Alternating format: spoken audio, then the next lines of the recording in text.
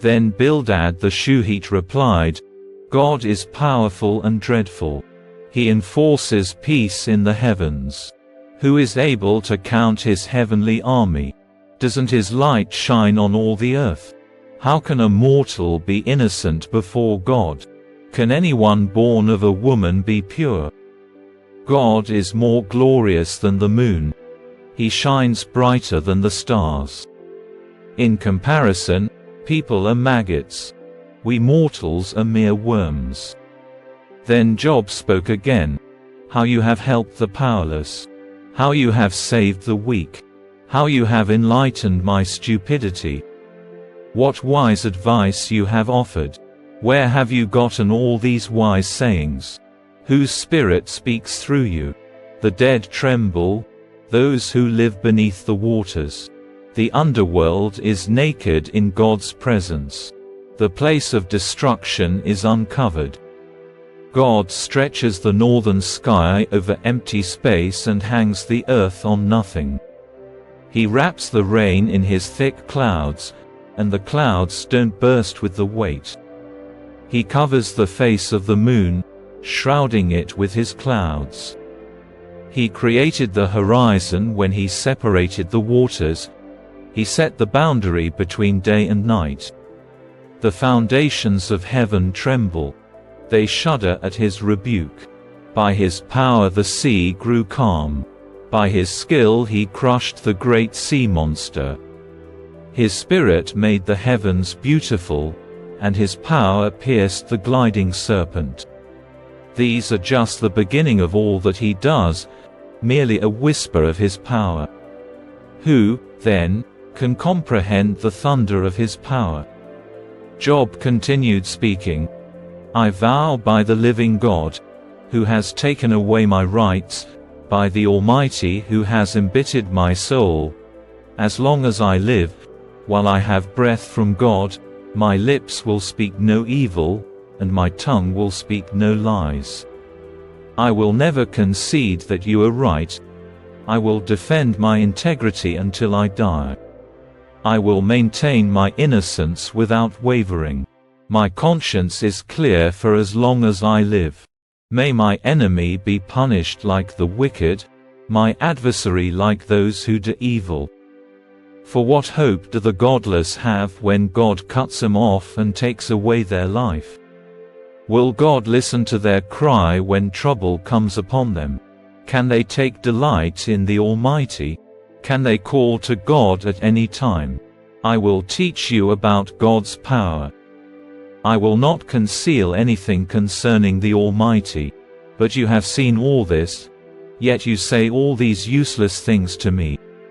This is what the wicked will receive from God. This is their inheritance from the Almighty. They may have many children, but the children will die in war or starve to death. Those who survive will die of a plague, and not even their widows will mourn them. Evil people may have piles of money and may store away mounds of clothing. But the righteous will wear that clothing, and the innocent will divide that money. The wicked build houses as fragile as a spider's web, as flimsy as a shelter made of branches. The wicked go to bed rich but wake to find that all their wealth is gone. Terror overwhelms them like a flood, and they are blown away in the storms of the night. The east wind carries them away, and they are gone. It sweeps them away. It whirls down on them without mercy. They struggle to flee from its power. But everyone jeers at them and mocks them. People know where to mine silver and how to refine gold. They know where to dig iron from the earth and how to smelt copper from rock. They know how to shine light in the darkness and explore the farthest regions of the earth as they search in the dark for ore. They sink a mine shaft into the earth far from where anyone lives. They descend on ropes, swinging back and forth. Food is grown on the earth above, but down below, the earth is melted as by fire. Here the rocks contain precious lapis lazuli, and the dust contains gold. These are treasures no bird of prey can see, no falcon's eye observe.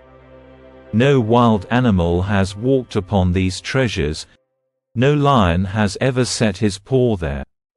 People know how to tear apart flinty rocks and overturn the roots of mountains. They cut tunnels in the rocks and uncover precious stones. They dam up the trickling streams and bring to light the hidden treasures. But do people know where to find wisdom? Where can they find understanding? No one knows where to find it, for it is not found among the living. It is not here, says the ocean. Nor is it here, says the sea. It cannot be bought with gold. It cannot be purchased with silver. It's worth more than all the gold of Ophir, greater than precious onyx or lapis lazuli. Wisdom is more valuable than gold and crystal. It cannot be purchased with jewels mounted in fine gold. Coral and jasper are worthless in trying to get it. The price of wisdom is far above rubies. Precious peridot from Ethiopia cannot be exchanged for it. It's worth more than the purest gold. But do people know where to find wisdom? Where can they find understanding? It is hidden from the eyes of all humanity. Even the sharp-eyed birds in the sky cannot discover it. Destruction and death say, "We've heard only rumors of where wisdom can be found." God alone understands the way to wisdom. He knows where it can be found, for he looks throughout the whole earth and sees everything under the heavens. He decided how hard the winds should blow and how much rain should fall. He made the laws for the rain and laid out a path for the lightning. Then he saw wisdom and evaluated it. He set it in place and examined it thoroughly.